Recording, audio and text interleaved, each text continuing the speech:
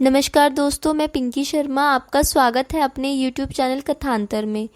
आज इस वीडियो में मैं आपको यह बताऊंगी कि कन्या पूजन क्यों ज़रूरी है, इसकी पूजन विधि और इसका महत्व भी बताऊंगी।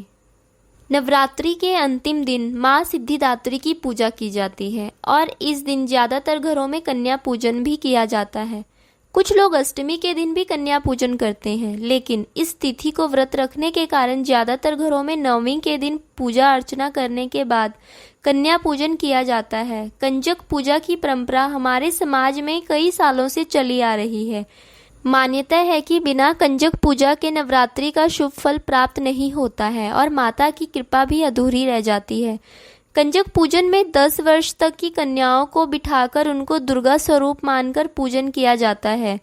इसी परंपरा को कुमारी पूजन के नाम से भी जाना जाता है।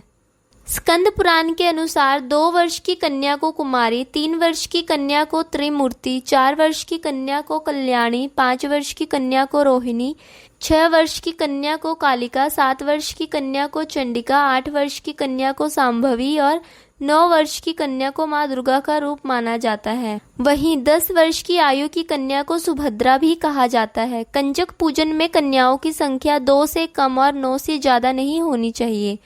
कंजक पूजन में एक छोटे लड़के को बटुक भैरव या लांगूरा कहा जाता है। मान्यता है कि जिस प्रकार भगवान शिव ने हर शक्ति पीठ पर एक एक भैरव को रखा है, उसी तरह कन्या पूजन में भी एक बालक को रखना जरूरी है। इसलिए कंजकों में एक भैरव को बैठाया जाता है।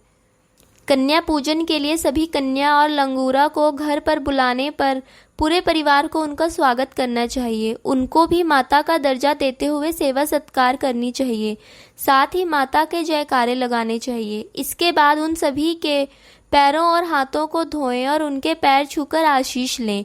इसके बाद सभी कन्याओं के सिर पर लाल चुनरी बांधें। फिर हलवा, पूरी और काले चने, फल आदि का भोजन कराएं। भोजन कराने के बाद रौली, कुमकुम और अक्षत का टीका लगाएं। इसके बाद उनको सम्मान सहित विदा करें। कन्या पूजन करने से माता की विशेष कृपा प्राप्त होती है। मान्यता है कि बिना कन्या पूजन के नवरात्रि का पूरा फल नहीं मिलता है। इससे माता रानी प्रसन्न होती है और सुख, शांति और समृद्धि का आशीर्वाद देती है। कन्या पूजन करने से परिवार के सभी सदस्यों के बीच प्रेम भाव बना रहता है और सभी सदस्यों की तरक्की होती है। 2 वर्ष से लेकर 10 वर्ष तक की कन्या की पूजा करने से व्यक्ति को अलग अलग फलों की प्राप्ति होती है। जैसे कुमारी की पूजा करने से आयु और बल की वृद्धि होती है, त्रिमूर्ति की पूजा करने से धन और वंश वृद्धि, कल्याणी की पूजा से राजसुख, विद्या, विजय की प्राप्ति होती है, कालिका की पूजा से सभी संकट दूर होते हैं और चंडिका की पूजा से ऐश्वर्य व धन की प्राप्ति होती है। सांभवी की पूजा से विवाद खत्म होते हैं और दुर्गा की पूजा करने से सफलता मिलती है। सुभद्रा की पूजा से रोग नाश होते हैं और रोहिणी की पूजा से सभी मनोरथ पूरे होते हैं।